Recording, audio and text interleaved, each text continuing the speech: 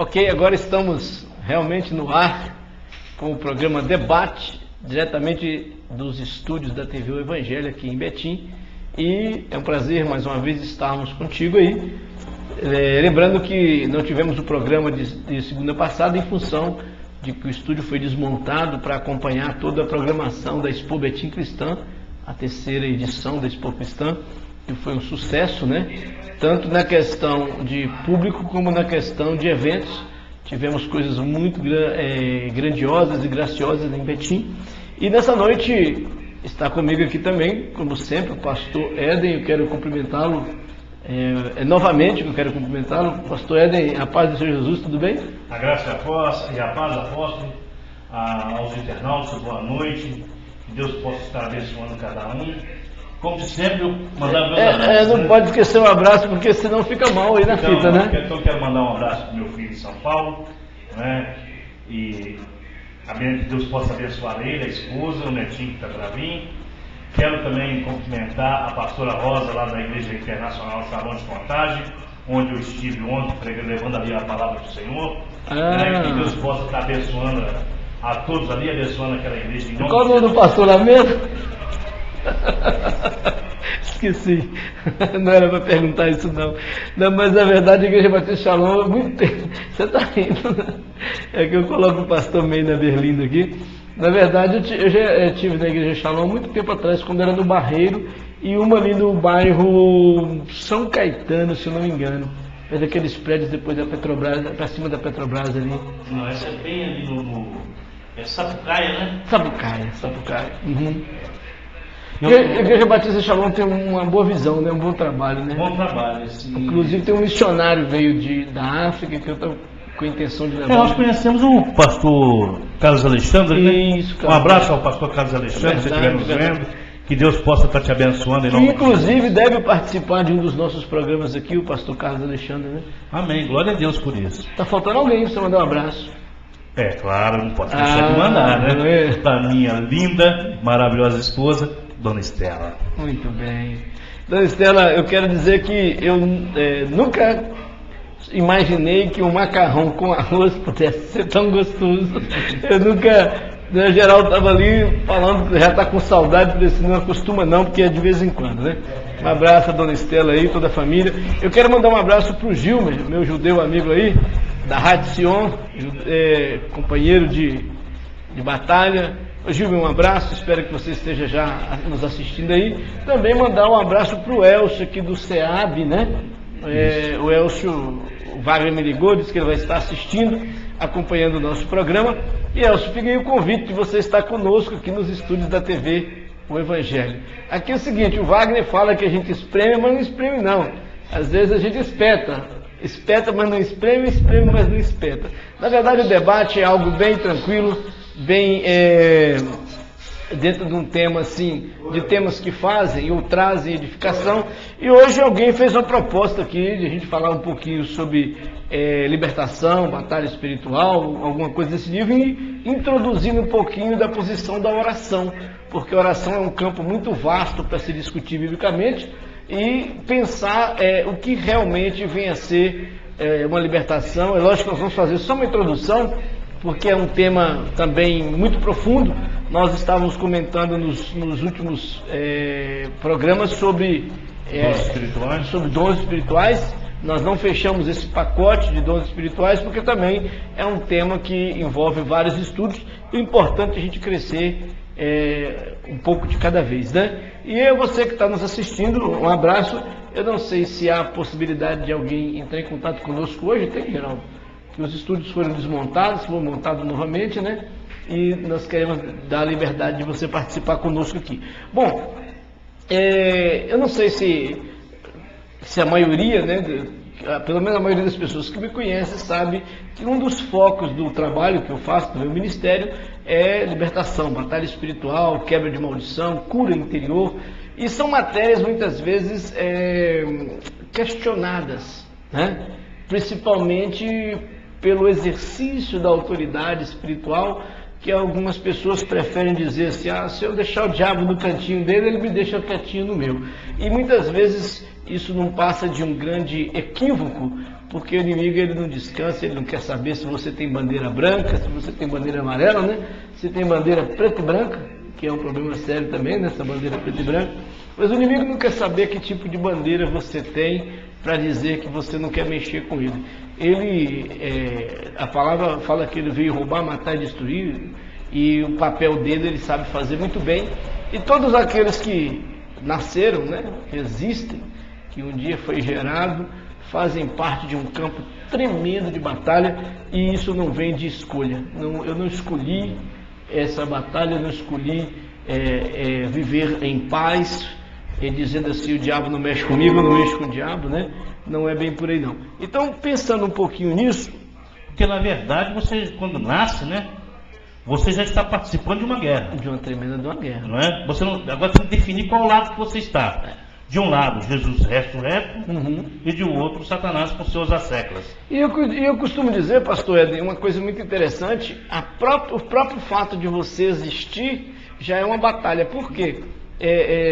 Eu cito um exemplo de um médico, amigo meu, que ele fala assim, eu falava, né, que ele já está lá no céu, ele dizia assim, eu sou parteiro, né? E ele dizia assim, você sabe quantos milhões de espermatozoides, né, deixam de fecundar o óvulo para que um óvulo seja fecundado?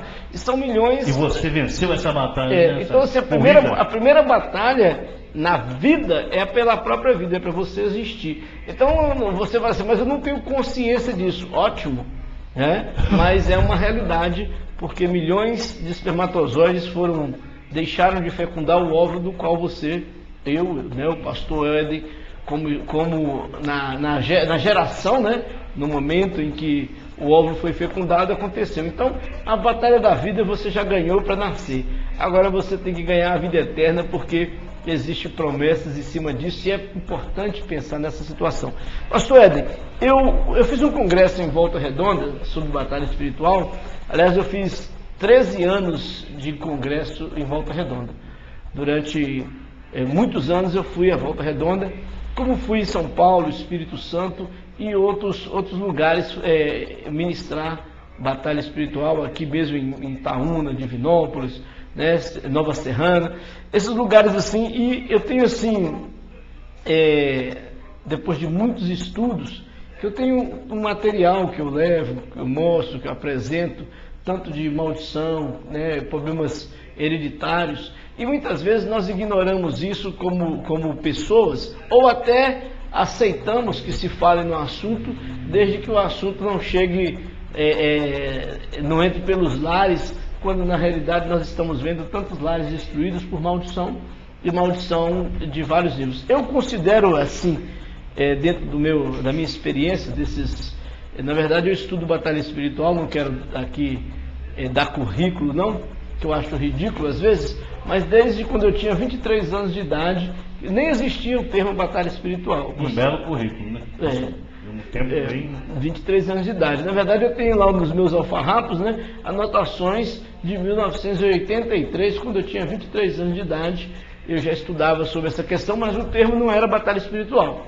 A gente estudava sobre a questão, sobre o diabo, né? Porque há uma questão muito séria com relação ao diabo, e as pessoas têm tanto medo de investigar, e você vê Jesus, desde o que foi selado com o Espírito Santo ali após o batismo, foi levado para o deserto, e daí em diante ele desencadeou uma tremenda guerra, e venceu todas, graças a Deus, e diz que nos deu poder e autoridade sobre principados e potestades, sobre toda espécie de males. Só que a grande diferença aqui é o que está escrito e o exercício do que está escrito, essa é a verdade. Eu cresci, pastor, no movimento chamado tradicional, e embora eu sou filho de um pastor pentecostal, mas o meu pai me levou aos 9 anos de idade para uma igreja bem tranquila, daquela que se você bobear, se você ouvir o barulhinho do mosquito voando, porque era muito tranquilo, muito bem ordenado, e a possibilidade de eu entender de batalha espiritual seria mínima. Por quê? porque era uma igreja que nem se falava, acho que nenhuma pregação citava-se a palavra diabo ou Satanás, né? Porque era melhor falar de boas coisas, de coisas boas e tal e tal. E assim, eu considero que o que Deus me permitiu, a partir dos meus 21 anos de idade, porque com 21 anos de idade eu precisei sair dessa igreja em função das pesquisas que eu fazia, né? E de repente essas coisas tomaram uma dimensão muito forte na minha vida.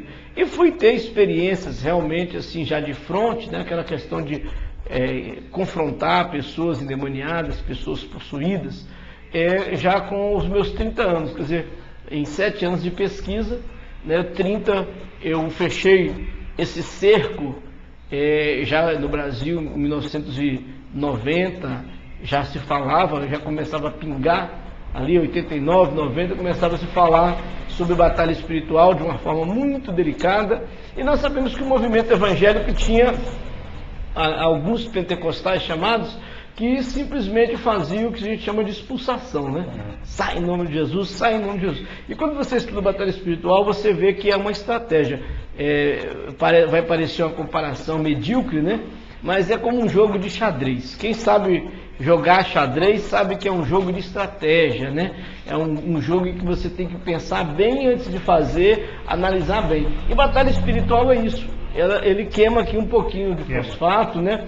Queima um pouquinho de conhecimento, queima um pouquinho da posição, dá temor, porque às vezes a pessoa quer ser santo demais, esquecendo que existem situações na vida humana, né?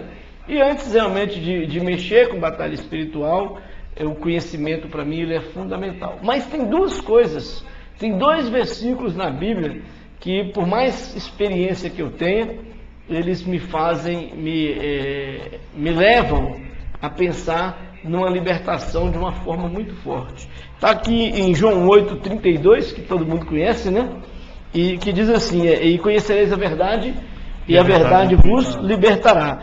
E aqui no João 8,36, se pois o Filho vos libertar, verdadeiramente sereis livres. Eu tomo esses 2 versículos como base para a nossa fala hoje, de forma que libertação também é uma posição, ou principalmente é uma posição em Cristo, e ela pode gerar no homem uma mudança radical.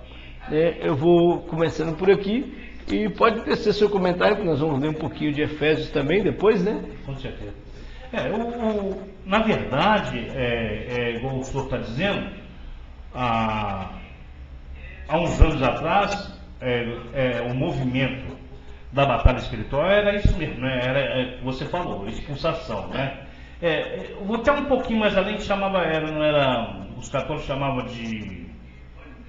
Tem aquele filme meio que Exorcismo. Né? Ele era feito na base do exorcismo.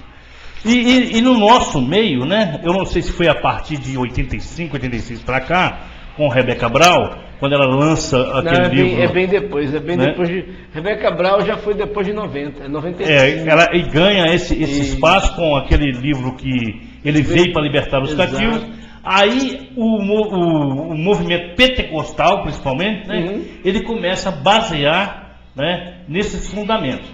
Sendo que eu já pegava um pouco antes, porque eu vinha de uma igreja na qual a minha pastora já era uma grande... Aliás, eu fui uma das pessoas que, quando veio do exterior para o Brasil, né? Sim. Ela trouxe uma bagagem de conhecimento tremenda, inclusive no assunto batismo com o Espírito Santo, que o Espírito Santo, me perdoe assim a forma de colocar, era monopólio de alguns movimentos pentecostais. Sim, e a partir daí nós começamos também a ver, né, o atrevimento de Satanás nas nossas igrejas, né? A infiltração deles, olha para você ver a ousadia, né, dos satanistas, que eles passam a integrar, né, a interagir dentro da nossa igreja. De uma forma muito, muito forte, costumo dizer que eles têm mais coragem do que nós, porque eles infiltram nos nossos trabalhos e nós não temos coragem de nos infiltrar no deles. É aí que eu te falo, porque às vezes as pessoas não percebem uma coisa, mas Satanás, ele está de olho em todas as nossas ações, não é? E ele viu uma coisa dentro da igreja, né? Que a imposição de mão era uma coisa que o cristão fazia com frequência. Eu vou usar essa arma para poder atingi-los. E o apóstolo Paulo dá um conselho, né, a respeito da imposição de mãos, porque é um outro problema que a gente vê muito na igreja, porque dos dons que eu chamo de indispensáveis para se mexer com batalha espiritual, pastor, chama-se discernimento de espírito. Esse para mim, nós estávamos falando de dons, não completamos o estudo em função de certas situações, mas assim, discernimento de espírito faz parte. Porque até eu acho que vai abranger isso. Vai abranger. Não tem como você desmembrar, né, o dom espiritual do tema que nós nos propomos hoje. Agora, uma coisa interessante na questão de batalha espiritual ou libertação é aquilo que o crente talvez mais teme, que é conhecer o inimigo. Conhecer o inimigo é a arma mais forte. Você pode notar, vamos falar de um modo natural, né?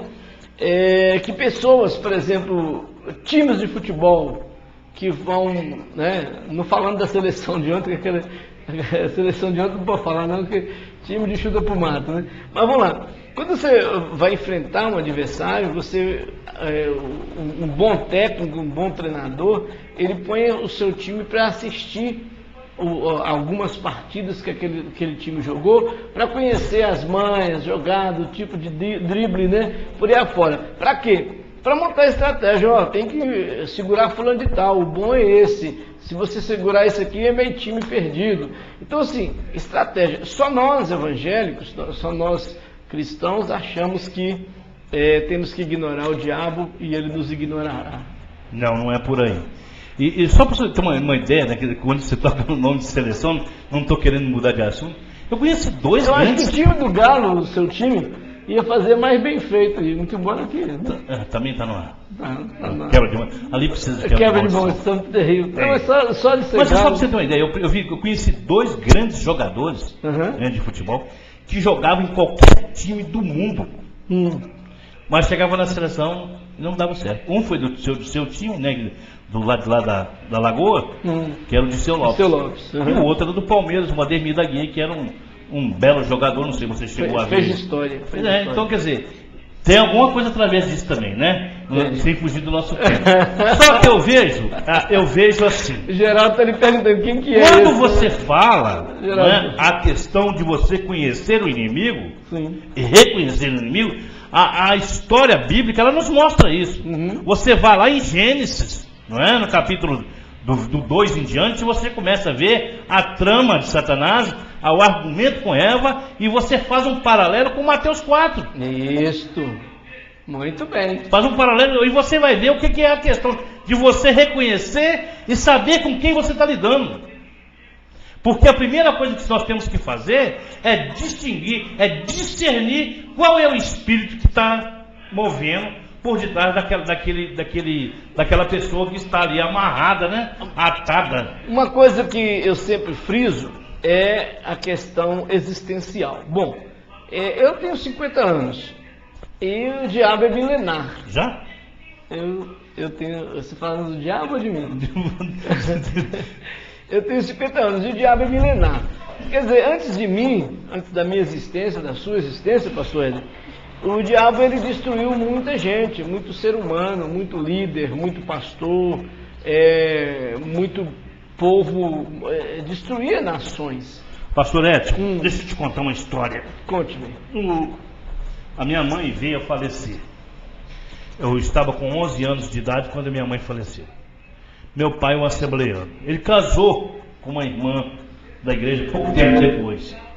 Uma mulher muito boa, muito dedicada, sabe? Não convivi com eles, mas ela sempre procurou ser aquela esposa ideal para ele, costureira. E de repente, ela vem e contrai uma doença. E começa a perder os movimentos da perna, de uma das pernas. Logo depois ela começa a perder o movimento da outra perna. No final ela ficou completamente paralítica. E vivia numa cadeira de roda. E naquele tempo não tinha o conhecimento que nós temos hoje. E eu tenho certeza que aquilo ali foi uma obra do maligno. E eu vejo dessa forma. Então o que acontece? Se meu pai tivesse visto hoje, por exemplo, o problema teria sido resolvido. Com libertação. Com libertação, com quebra de maldição, ver aonde foi. Não é? O livro de Êxodo, quando fala ali do Decálogo, que são os 10 mandamentos, é muito interessante você lançar mão dos mandamentos e pensar o que tem os mandamentos a ver com maldição. Aí no caso, maldição hereditária, né? Ou maldição, porque existem basicamente 3 tipos de maldição: a hereditária, a adquirida e a mandada. Existem as variantes, mas eu trabalho sempre por esse pressuposto: hereditária, adquirida, mandada. Por que é mais fácil trabalhar por aí? Porque você fecha o cerco em cima do que é maldição. Quando vai falar assim, está acontecendo uma maldição na casa de fulano de tal, opa, aí eu pego e já lanço mão dos 3 tipos de maldição, já bem claro, vocês vão ver. Porque assim, quando você vai ali no livro de Êxodo, nos 10 mandamentos, o primeiro mandamento, a primeira situação que Deus fala é para não ter, amarás o Senhor teu Deus e não ter outros deuses diante dele. Porque ele é Deus zeloso que visita. Aí a palavra ali, maldade, por isso que eu estou com minha Bíblia do grego e hebraico aqui, quando você vai na palavra maldade, na verdade a palavra é iniquidade. Então, visitarei a iniquidade dos pais até a 3ª e 4ª geração daqueles que me aborrecem. E um tempo atrás, pastor, eu ficava preocupado o que é pecado, o que era iniquidade. E com um estudo sistemático sobre a palavra iniquidade, nós erramos muito, não sei se você já parou para pensar nisso, nós erramos muito nessa questão. Às vezes nós chamamos de ímpio, né, o pecador somente. E o ímpio é justamente aquela pessoa que está em pecado por conhecer, após conhecer, não por conhecer, após conhecer. Quem é o ímpio? O ímpio é o pecador que conhece e não pratica. Então, nós estamos assim, convivendo às vezes com terminologias fora do padrão. E quando vem a palavra iniquidade, eu ficava perguntando para Deus, mas Deus, eu preciso ir à raiz dessa palavra iniquidade, porque às vezes uma palavra, você conhecer aquela palavra, ela traz o discernimento de um mundo de coisas, né? Então pensa bem comigo, quando eu fui buscar a raiz da palavra iniquidade, busquei em estudos, busquei em sequências aqui, e eu descobri que o termo iniquidade, pode dizer, Geraldo, é conosco? O termo iniquidade, ele é um termo assim, usado para pecados. Sabe aquele texto que Jesus fala assim, quando o valente guarda a sua casa, armado está tudo que ele tem, mas sobrevindo o mais valente, né, subjuga ele e expulsa e põe para fora e dispensa com seus despojos.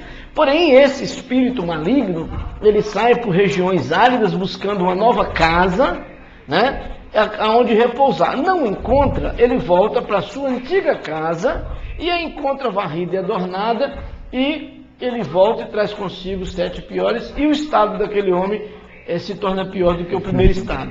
Essa palavra, pastor, fez mexer comigo assim, o meu campo de pesquisa. Eu gosto muito de dizer isso, eu faço questão de, eu não sou apenas um evangélico sentado num banco ou pastoreando a igreja, eu pesquiso, eu invisto a minha vida, eu tenho minha biblioteca, eu invisto em livros, em pesquisas profundas, e quando eu fui olhar a palavra casa, nessa colocação, ela está se relacionando à família, gerações.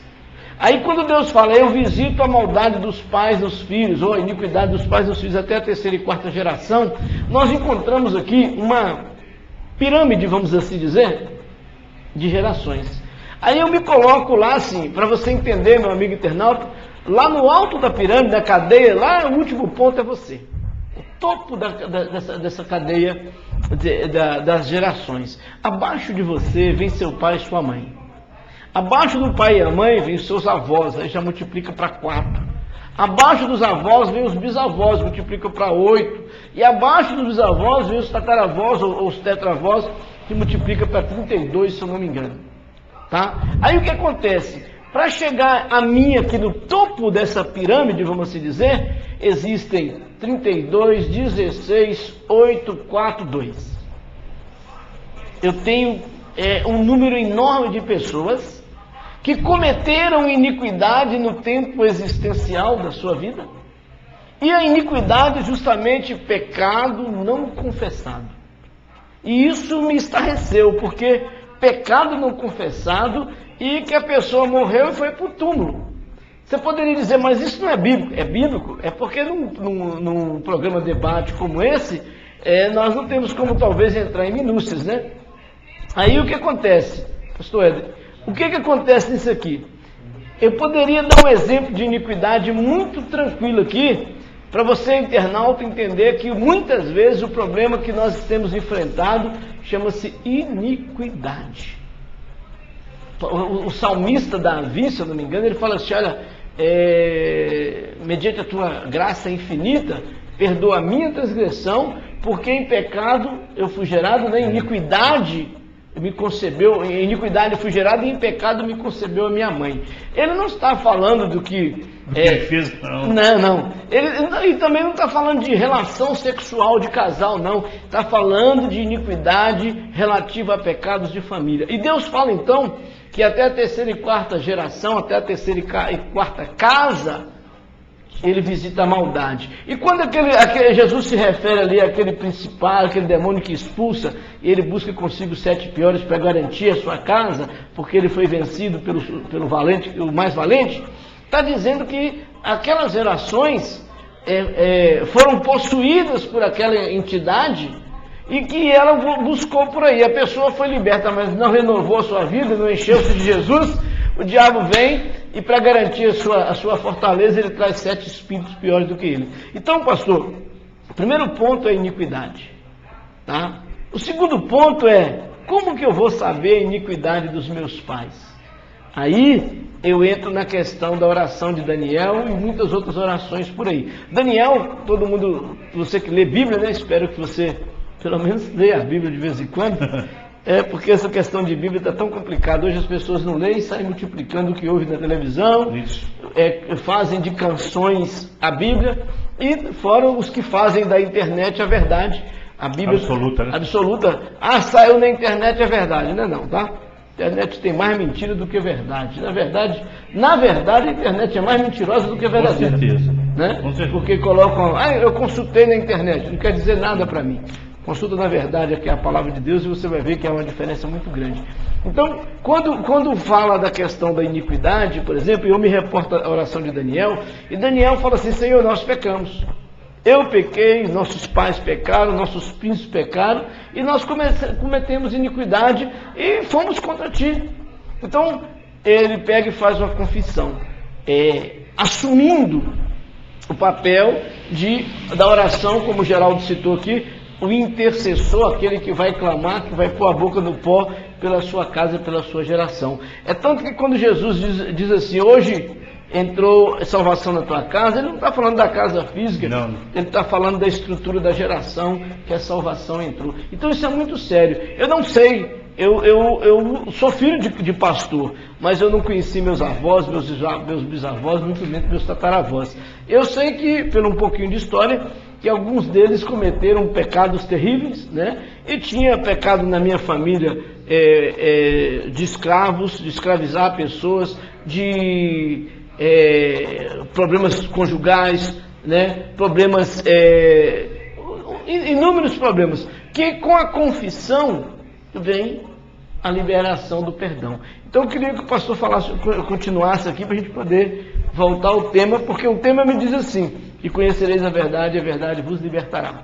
E é justamente isso, porque quando você lê esse versículo, não é? Até nos dias de hoje, sim, não é? Até na nossa própria vida, você vê, tem coisas que você apregou, se não foi esses dias atrás, nós descobrimos uma coisa, não é? E nós mudamos a nossa opinião. Por quê? Porque a palavra de Deus, ela diz uma coisa, não é? E essa verdade, ela muda a nossa opinião. Com certeza. Não é? Você não pode. A partir do momento que você conhece a verdade, não tem como você mais. Paulo já dizia isso, né?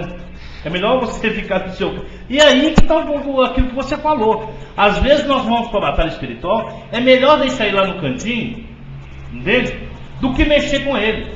Eu já tive pessoas que, quando eu anunciei, hoje nós vamos falar, a palavra vai ser batalha espiritual, a pessoa pegar o carro e ir embora, vamos deixar quieto, porque eu não quero mexer com isso.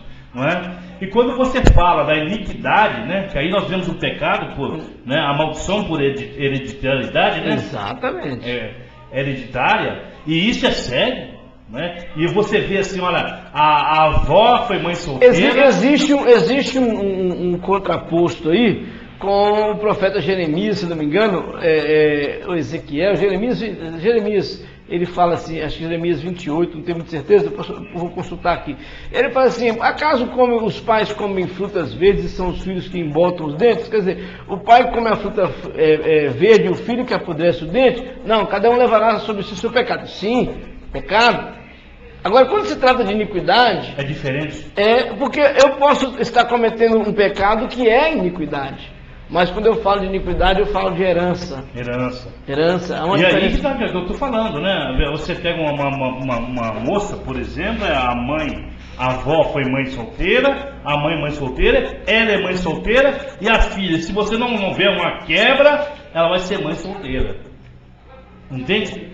É complicado. Por quê? Porque a pessoa não tem noção, né, do que é o que nós estamos falando, que é a iniquidade. Entende? E às vezes, apóstolo, a coisa é tão séria, porque a pessoa ela comete a iniquidade, continua na iniquidade, e não acontece nada com ela, não. Ela vai sair ilesa dessa situação, não é? Eu estou falando fisicamente aqui na terra, tá? Aí o que acontece? Aí não sabe por que o filho caiu nas drogas, não sabe por que a filha se tornou prostituta, não é? Porque a palavra de Deus ela é clara, ela diz: visitarei a maldade dos pais, a iniquidade dos pais nos filhos, até a terceira e quarta geração. Mas eu tenho uma boa notícia para você, porque a bênção do Senhor ela é para sempre, desde que você se entregue. Aí 4 gerações são visitadas pela iniquidade e milhares abençoadas pela conversão, pelo largar. Que é o grande segredo. É o segredo de Deus, não é? Nós vemos aqui, nós temos até uma pessoa da Ratson está nos assistindo, não é isso? Isso. Então, quando nós vemos Israel naquela luta, naquela briga, ali tem uma maldição autoimposta. Não é? Sim. Quando os judeus dizem assim, que o sangue deles seja requerido de nossos filhos. Quando Pilatos apresenta Jesus à multidão, fala assim, eu não estou achando culpa nesse justo. Não, então que o sangue dele caia sobre nós e sobre nossos filhos. Ele estava ali chamando a maldição do momento para si e para os filhos. Porque você não sabe aí, meu amigo, se seu pai, seu avô, seu bisavô vendeu a sua alma para o diabo, porque ele era progenitor da sua vida, né? Então você nunca sabe o que foi feito. Então é preciso uma quebra de maldição, sim. É preciso conhecer a verdade, sim. É preciso confessar, sim. É preciso orar com veemência. É preciso buscar conhecimento e não achar que não vale encantamento, né? Ok, não vale não. Vamos usar o termo, né? Não vale adivinhação, não vale encantamento. Tudo bem, eu creio. E é válido isso aí. Mas nós temos que se preocupar com a nossa vida. Não é? O que está acontecendo ao meu redor? Você é pastor de uma igreja? Então o que você tem que fazer? Você tem que zelar pelas ovelhas da sua igreja. Não é? E quando você detecta uma situação dessa, aquilo que você falou, o discernimento de espírito, aí você vai em cima da raiz do problema e quebra aquela maldição sobre a vida daquela pessoa. Então pensa bem comigo, quando Deus diz lá nos 10 mandamentos que Ele visitará a maldade dos pais e dos filhos até a terceira e quarta geração, Ele está justamente falando de um princípio de iniquidade. E iniquidade começa com a seguinte expressão: iniquidade é pecado não confessado de geração em geração. E ali, até a própria palavra de Deus diz, né? Porque estavam adorando outros deuses. Diga, Geraldo. E aquele versículo de 2 Coríntios 5:17? Sim, Segundo Coríntios 5,17, portanto, não, perdão, aquele que está em Cristo, nova criatura as coisas velhas já passaram, eis que tudo se fez novo. Veja bem, a primeira questão que eu coloco nesse 2 Coríntios 5,17 é muito simples. O que é estar em Cristo? Porque se alguém está em Cristo, nova criatura é. Então, a partícula se condiciona. Se é condição. Ó, Geraldo, se eu puder, eu vou à tua casa. Se eu puder, nós vamos jantar na casa do pastor Éden novamente. Amém. Se nós pudermos. Então, pensa bem, a partícula se, ela condiciona. O que nós não perguntamos é, eu estou condicionado a estar em Cristo? Estou em Cristo realmente? Porque o que nós encontramos de um aspecto bem amplo, são pessoas inchadas com uma religião e dizendo que são crentes. São pessoas que não têm. Eu não estou falando de você ser aquele santarrão, não é isso não. Estar em Cristo é um estado de vida, que ainda que você caia, Pedro depois de andar com Cristo 3 anos e tanto, ele fez um monte de bobagem, até que ele se converteu. Judas traiu, Tomé duvidou, e por aí afora, fora os outros que nós não sabemos. Não é isso não. Eu quero dizer que a pessoa está com a vida errada e quer continuar com a vida errada. Ou errou, para aí, Senhor, me abençoa, me ajuda a sair disso aqui. Então, o que é estar em Cristo? Entendeu? Então, 2 Coríntios 5,17 diz, né? Se é nova criatura se você estiver. É como Romanos 8,1. Portanto, agora nenhuma condenação há, que inclusive na Bíblia do pastor Geraldo, do pastor Éden, falta página, né? Na outra, né? Na outra. Portanto, se alguém Uma está delas, em Cristo... né? Porque eu tenho algumas, né? Portanto, se alguém está em Cristo, Inclusive, nova essa criatura beleza eu é, né? Hã? Inclusive essa beleza. Vamos mostrar aí pro internauta, né? Eu também tenho. Você comprou uma dessa, né? Comprei, claro. Aprendeu a comprar a Bíblia, glória a Deus, né? Portanto, que se alguém está em Cristo, nova criatura é, né? Perdão, portanto, nenhuma condenação há para os que estão em Cristo Jesus. Romanos 8,1. Portanto, nenhuma condenação há para os que estão. É a mesma situação de Coríntios 5,17, 2 Coríntios 5,17. Condiciona. Os que estão em Cristo Jesus. Aí eu tenho que ver pelo fruto. Porque hoje, meu querido, é uma situação complicadíssima. Tem pessoas que não professam o nome de Jesus e que têm às vezes muito mais honra do que nós, né? Então são situações, agora para isso que existe o perdão, o sangue, a confissão, esse que é o contexto. Não vai pegar um versículo isolado e fazer dele o seu mapa não, porque nós já falamos aqui uma centena de vezes. Quando Paulo disse, posso todas as coisas naquele que me fortalece, ele disse antes por quê. Então, antes de você dizer que pode todas as coisas, você olha o que ele passou para ver se você realmente tem condições. Qualquer probleminha que bate na casa do crente, ele está, vou para o mundo, vou sair, a igreja não presta, o pastor não presta, só quer dinheiro, etc, etc. Então, não.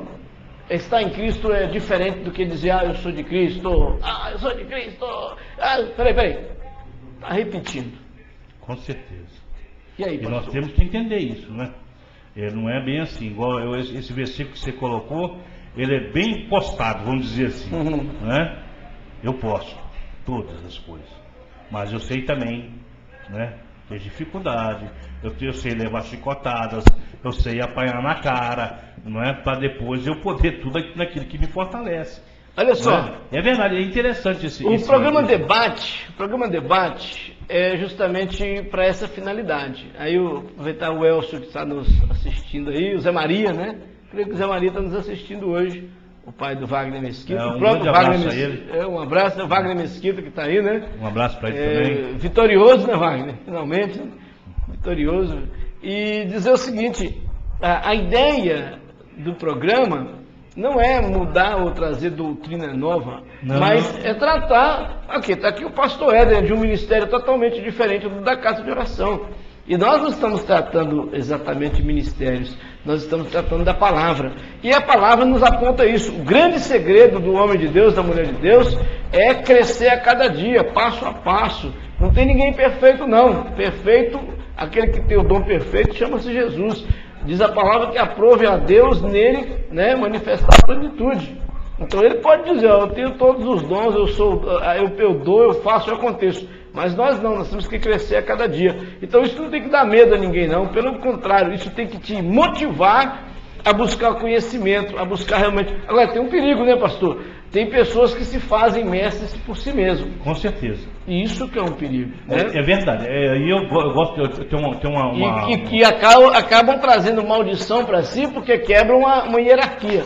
Exatamente. E eu gosto muito tem uma passagem na Bíblia que ela diz que Deus usa as coisas que não são... Como se já fossem. Como se já fossem. Né? E até mesmo para confundir aquelas que são. Usa as que não são para confundir as que são. Exatamente, para confundir as que são. Exatamente. As que são. Então, às vezes, a pessoa se acha, né? E de repente vem lá uma pessoa humilde e tal, e essa pessoa vem passando por cima de você e você não entende o porquê. Há muito tempo atrás, eu não sei se eu citei isso aqui uma vez, como eu não vou citar nomes, eu acho que eu não peco. Uma pessoa me procurou e pediu que eu vendesse para ela uma das apostilas que eu tinha. E as apostilas que eu usava foram editadas, né? E eu não tinha elas exatamente para vender.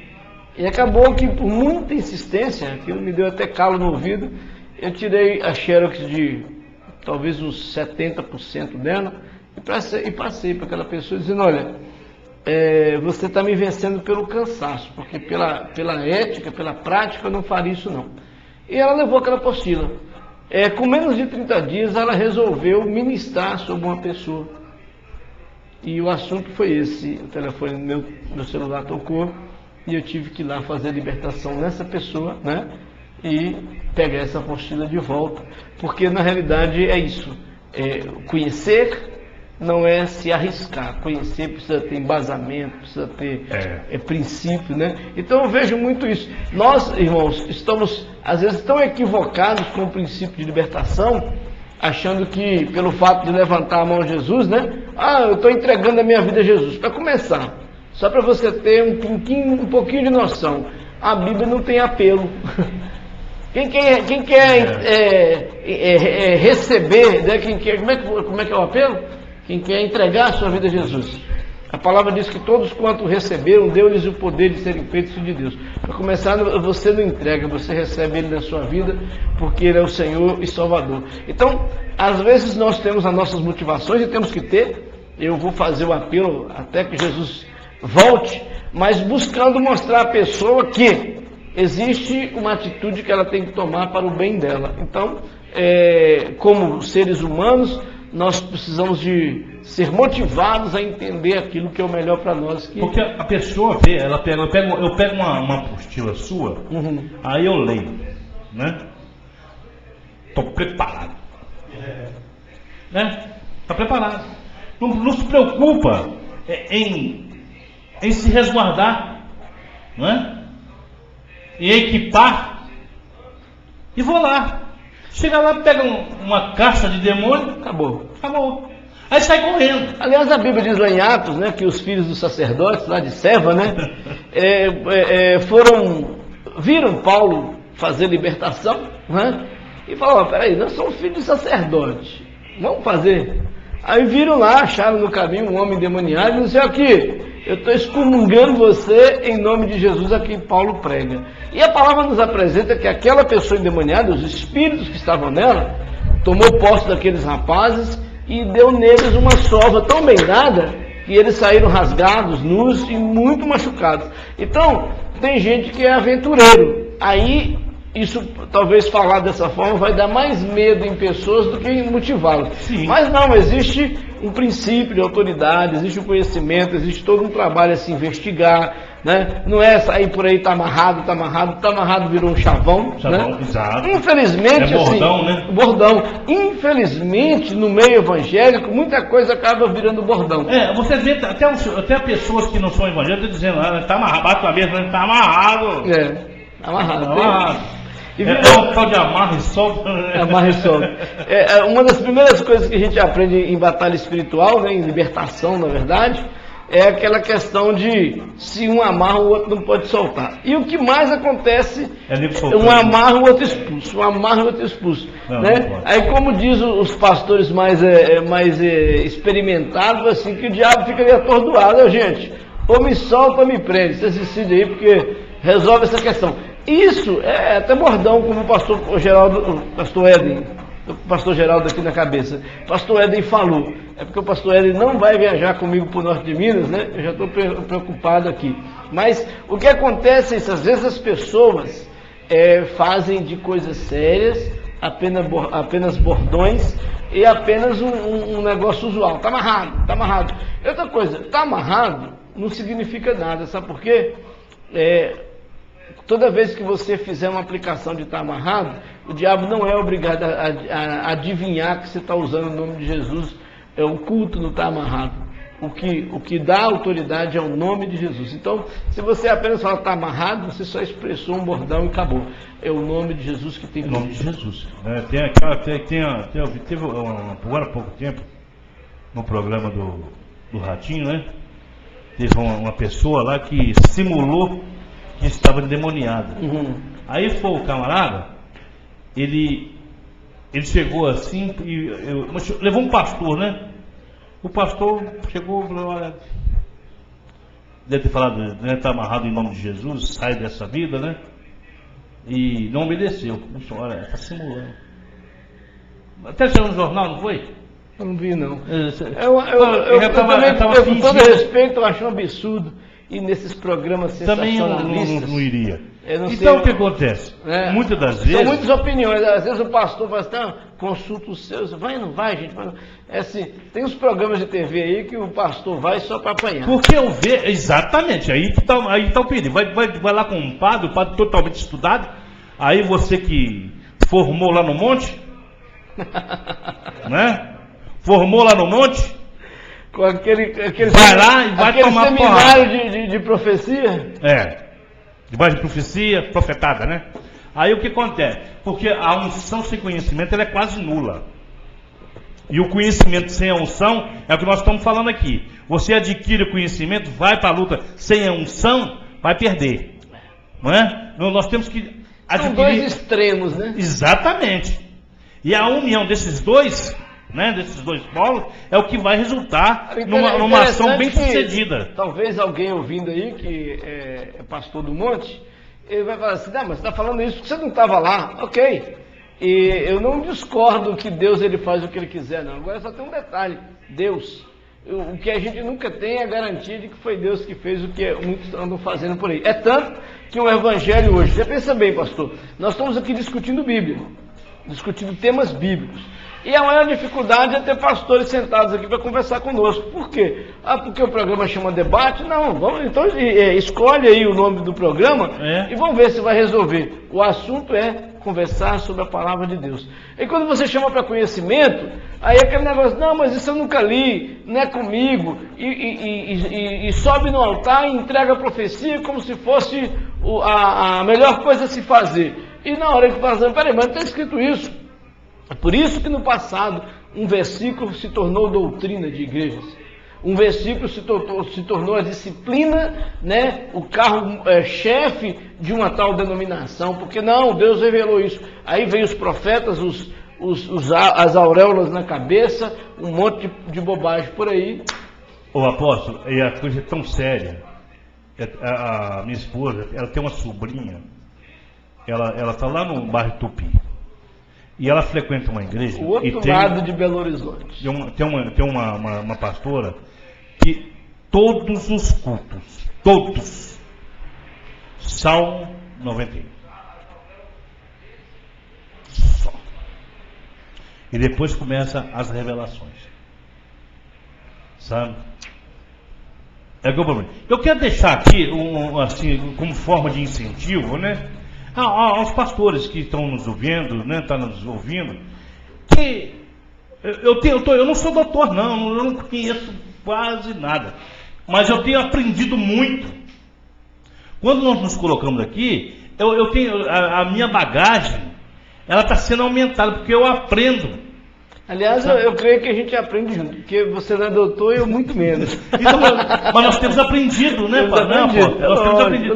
Porque um reforça o outro, dá uma coisinha daqui, uma coisinha daqui. Às vezes uma coisa simples, pequenininha, ela muda toda uma situação. Aliás, eu tranquei o meu curso de PhD, tá?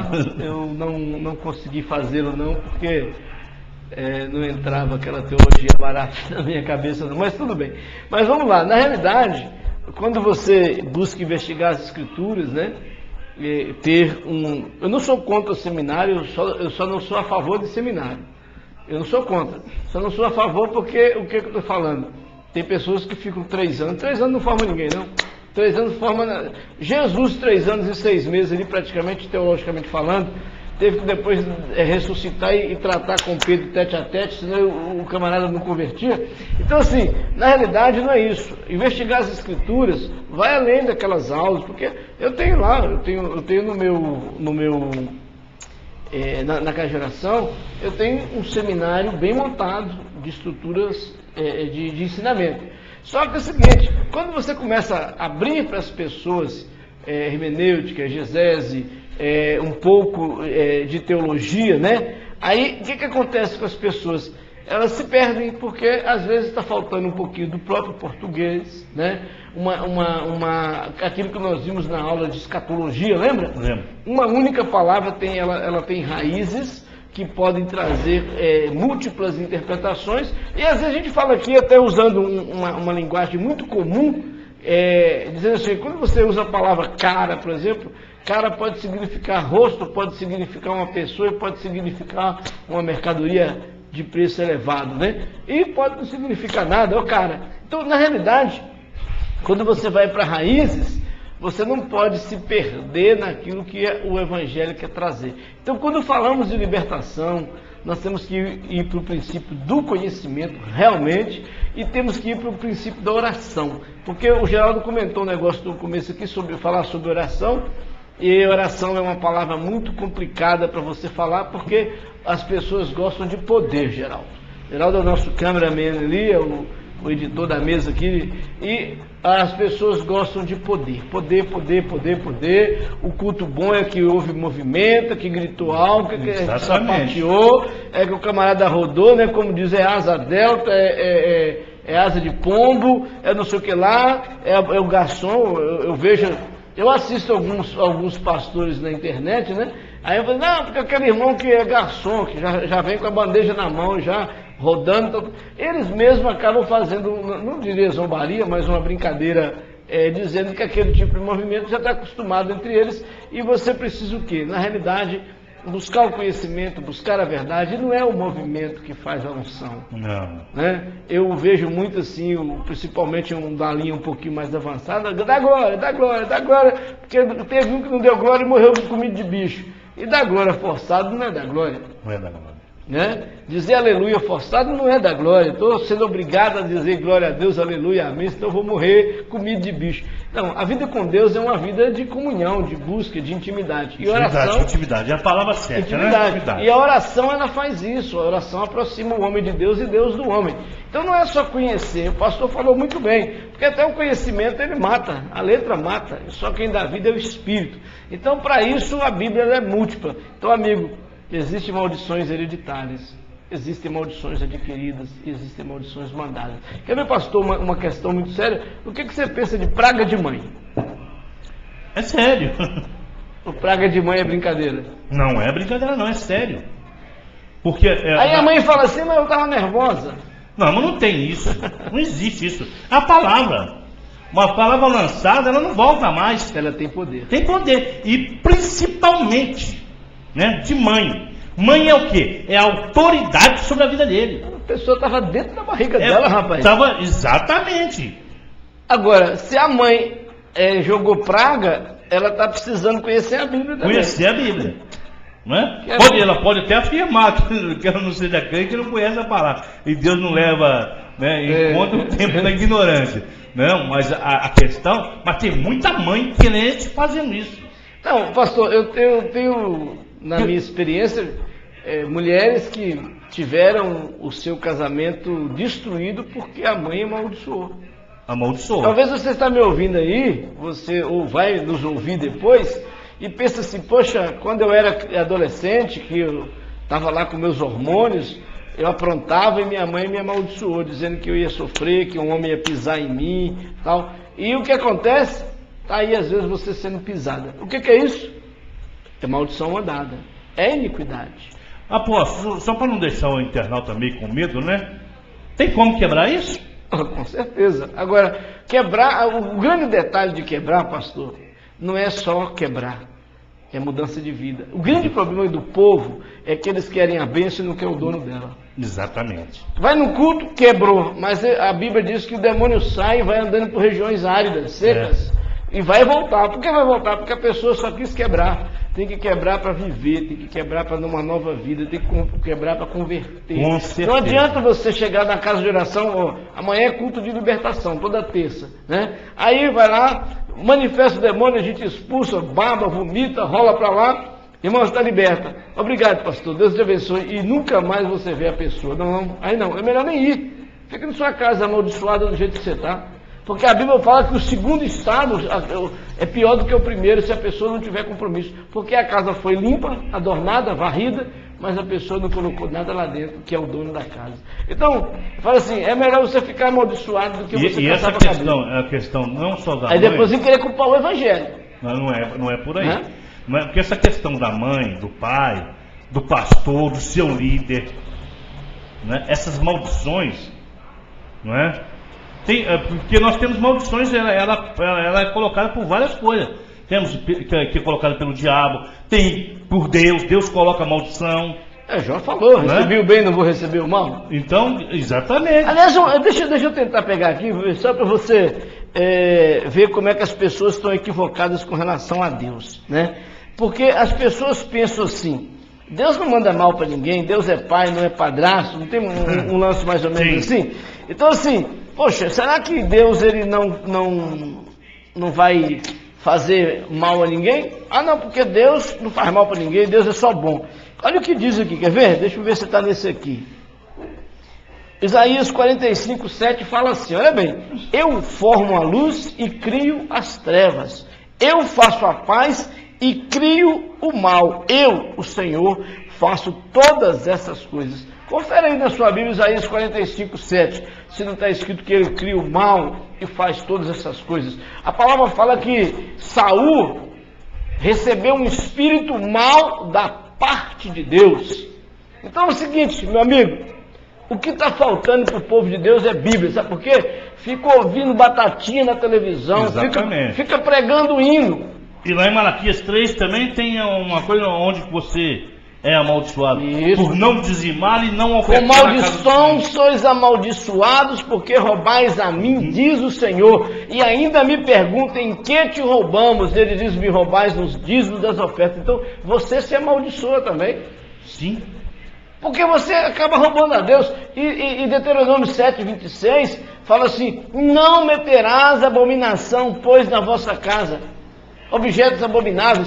Aqui, são coisas terríveis. São transportes, né? Aí você vê hoje, você quer ver um transporte abominável, não sabendo usar, né? É a própria internet. Você está nos assistindo aí, mas é um transporte abominável. Se você pode colocar a maldição dentro da sua casa através dela. Aí eu costumo dizer que o camarada vai lá, unge as portas, a janela, o portão, põe 2 gotinhas de óleo na língua do cachorro, fala assim, é do Senhor, minha casa é do Senhor, e senta numa TV e assiste uma porcaria de um programa daqueles que tem no domingo aí, né? Que o programa só faz sucesso se tiver imundície. Tem uma aí, nem vale a pena citar nome, não, você já sabe essas porcarias aí. E depois a casa está ungida. Ungida o quê? Ungido e transportou o diabo para dentro do seu quarto, para dentro da sua sala, né? E a maldição vem porque você mesmo... E não tem como, porque a pessoa não tem... mas aí que entra o discernimento do que é bom e o que é ruim. Você tem que ter esse discernimento. Nem tudo que te agrada a sua carne é bom para o seu espírito. Aliás, eu seria até meio radical, né? A maioria das coisas que agrada a carne desagrada o espírito. Com certeza. Falando não, como é aquela picanha hoje? Tá dentro. Pois é, mas desagrada o espírito, né? Com certeza. Só que o detalhe é isso. Muitas vezes nós estamos equivocados como cristãos. Foi a pergunta do Geraldo. E 2 Coríntios 5,17? E Romanos 8,1? E aí? Você está em Cristo, você tem Cristo, você mudou sua vida, seus hábitos mudaram, escorregou aqui, levantou de novo, pecou, confessou, largou, porque aquele que esconde suas maldições, suas transgressões, nunca prosperará, mas aqueles que confessam e deixam alcançam a misericórdia. E um dos princípios, né, do sacrifício apresentado a Deus era esse, né? A carne era queimada e a gordura, o cheiro subia como suave aroma às narinas do Senhor. Mas a carne Era queimada. era queimada. E nós temos que queimar nossa carne. Queima. Né? Pastor, a pergunta que não quer calar, né? Crente fica endemoniado? Olha, a questão da palavra do crente, né? Você quer me devolver a pergunta? Não, o crente, ele é o seguinte, porque, vamos definir bem o que é crente. Tá Crente bom. Tem, é aquele tem que crê. escala, né? Tem escala, né? Tem escala. Não é? Crer. E aquele que crê, não é? Nós vemos que até o próprio Satanás, não é? Eu tenho até um DVD, né? Que ele é intitulado como O Jardim do Inimigo. E tem uma parte que o cara fala assim: tá vendo que vergonha, igreja? O próprio capeta, ele sabe mais do que você a palavra, não é? Ele crê muito mais do que você. Então vamos definir por aí. Mas eu creio assim, a pessoa, não é? Aí você fala, aquele que cumpre com a palavra, aquilo que está na palavra, dificilmente ele fica. Embora nós tenhamos, né, a passagem de Pedro, né, que está andando com Jesus, ele declarou: ei, afasta de mim, Satanás. Satanás. Então quer dizer, se você deu brecha. E nós vimos também que quando o texto se refere a Judas ali na traição, fala assim: Satanás entrou em Judas. Exatamente. Claro. Mas por que entrou? Entrou por quê? Aí que tá. Agora, me pergunta... O coração corrompido. Não, mas me responde uma coisa. Quando Jesus mandou os 12 e que eles voltaram saltitantes de alegria, Judas estava no meio? Não. Estava. Quando Jesus mandou os 12, tá. E fala: Senhor, em teu nome, até o demônio se submeteu a nós, falou: se alegre pelo nome no livro da vida. E Judas estava no meio. Sim, apóstolo, mas eu estava vendo agora, eu não quero entrar muito em detalhe, nem quero citar não. Eu estava vendo agora uma mensagem aqui, ele está falando com esse menino aqui. Isso aí é demagogia, sabe? De um pastor falando ali, na questão da igreja. Então hoje o dinheiro está falando alto mesmo, para certos ouvidos. Isso, eu não vou questionar isso aqui na minha igreja. Não vai questionar porque o cara vai embora. Porque você tem que... O que o Filipe, quando ele foi levado para falar com o eunuco vinha lá na casa, estava lendo lá o quê?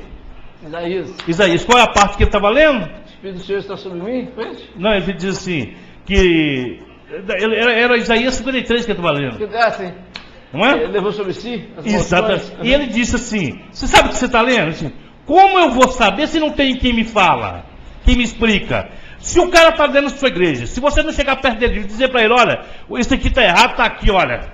Você orar, por exemplo, vamos dizer aqui a questão do boné, olha, com cabeça coberta, está errado. Se você não chegar perto dele e falar, como que ele vai saber? Não fala nada não, deixa que o Espírito Santo. Às vezes o Espírito Santo não vai falar. E às vezes o Espírito Santo não tem ambiente para falar. Para falar. Né? São várias situações. Não é? Então, o que eu coloco assim, na realidade, quando nós pensamos em tipos de maldições, nós temos que pensar a raiz dela, de onde ela veio. Você sabia que vou te contar uma história que eu não sei, que eu quero que você sabia disso.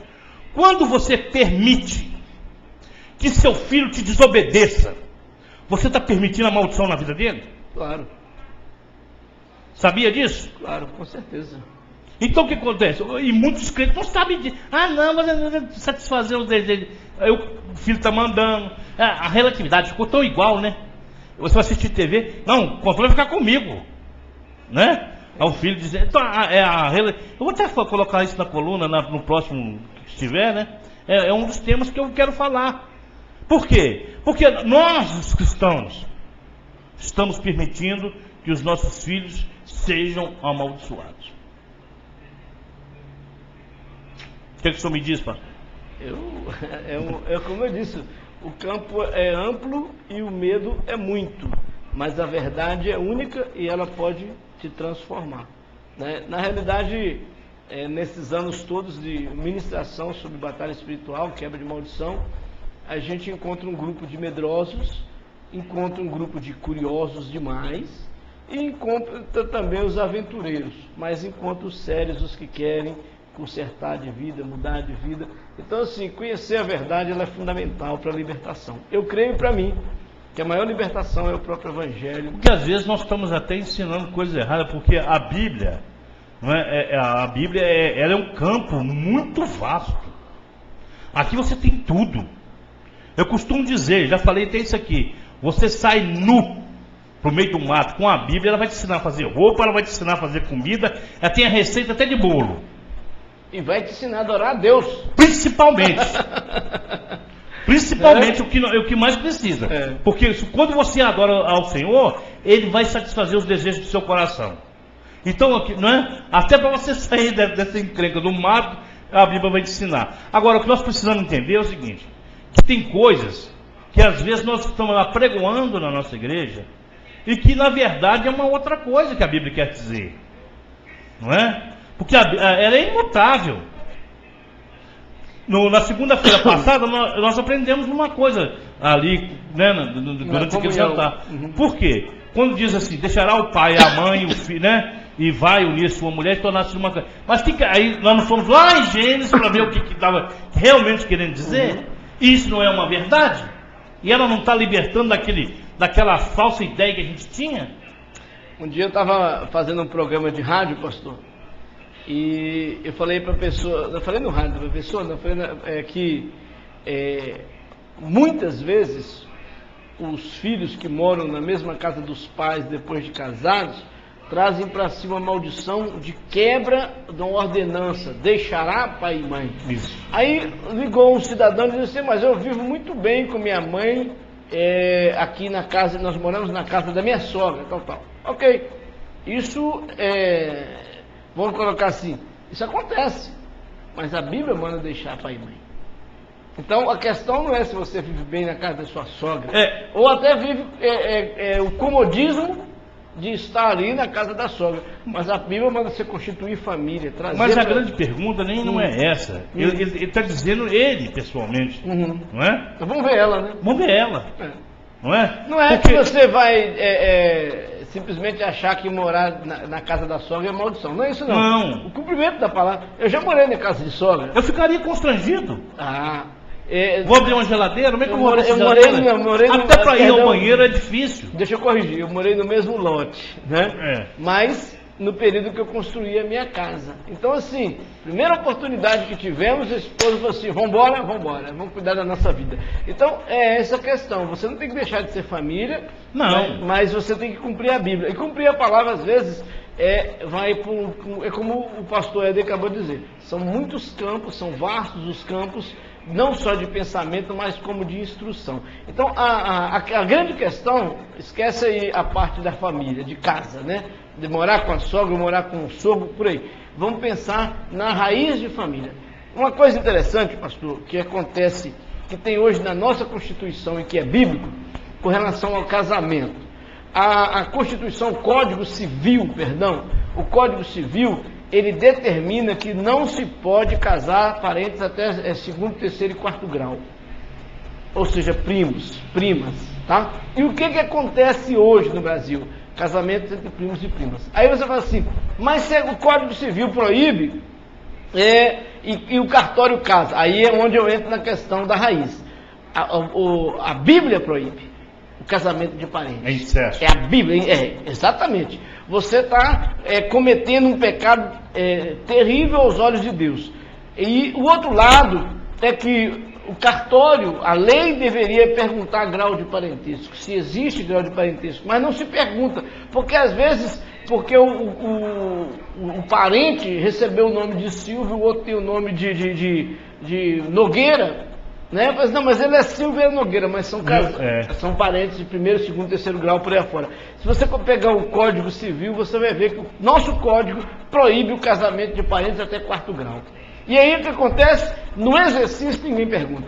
É o que o pastor Éder um dia propôs a gente falar sobre pirataria, né? Aí eu falei assim, poxa, a pirataria não é simplesmente o camarada que vai na banca e compra, não.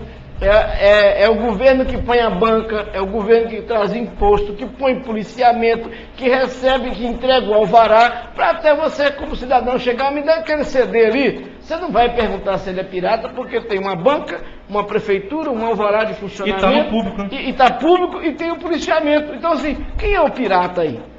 Entendeu? É a mesma coisa. Se você perdão, é casado com parentes de primeiro, segundo, terceiro grau por aí fora, você vai assim, mas eu amo a minha mulher, e daí? É isso mesmo. Você vê lá na história de Israel, chega, por isso que o assunto batalha espiritual ninguém quer. É verdade. É terrível. Lá na história de Israel, o povo sai do Egito, aí Deus manda parar tudo. Mas você escuta, quem tiver parente aqui assim, assim, assado, manda voltar tudo para o Egito. Quem tiver casado com mulheres de outra raça, homens de outra raça, parente assim, assim, assado, devolve tudo porque é anátema. E Moisés, qual foi o grande problema de Miriam com Moisés, pastor? Você já tinha parado para pensar nisso?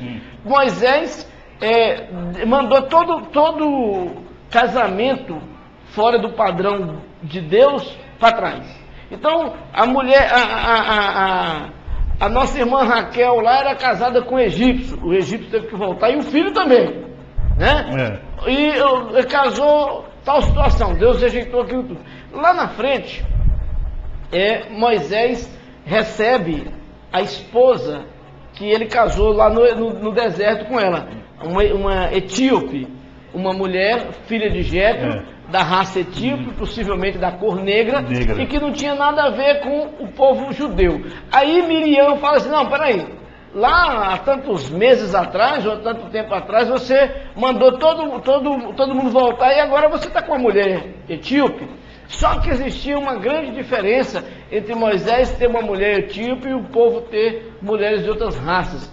A palavra diz que Jetro era, ou Reuel, né, que é o mesmo nome, era sacerdote do Deus Altíssimo. Então ela tinha a herança, a promessa da herança dos gentios. Aí você fala assim, não tem isso na Bíblia? Tem. Você vai lá em Gálatas 3, versículo 8, e fala assim, para que a promessa chegasse aos gentios, Deus anunciou primeiramente o Evangelho a Abraão, dizendo.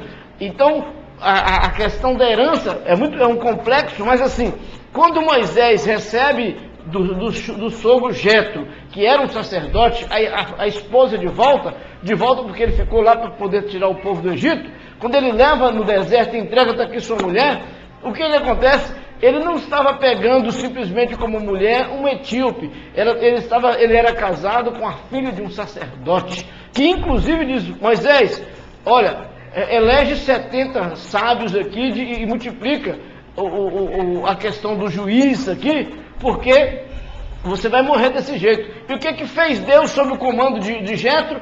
Tirou uma porção do espírito que estava de Moisés e distribuiu com aqueles juízes que o sogro havia aconselhado. Então, se tratava, por isso que a Bíblia não pode ser lida de uma forma... Você disse, tem que ter mestre, tem que ter pastores, tem que ter ensinamento.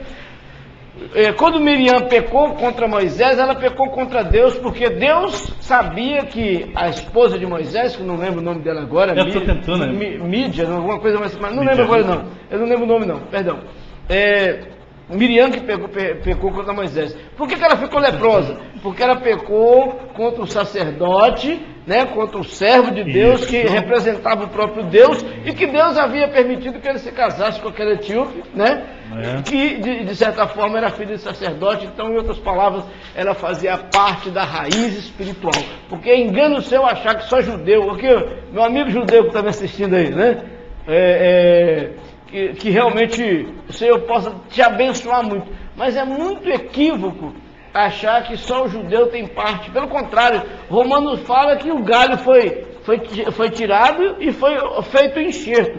Ah, mas enxerto não é natural. Eu faço uma pergunta muito simples, eu vou botar a mão no queixo. Onde começou a raça humana? Em quem? Adão e Eva. Depois de Adão e Eva veio o dilúvio, ela prosperou em quem?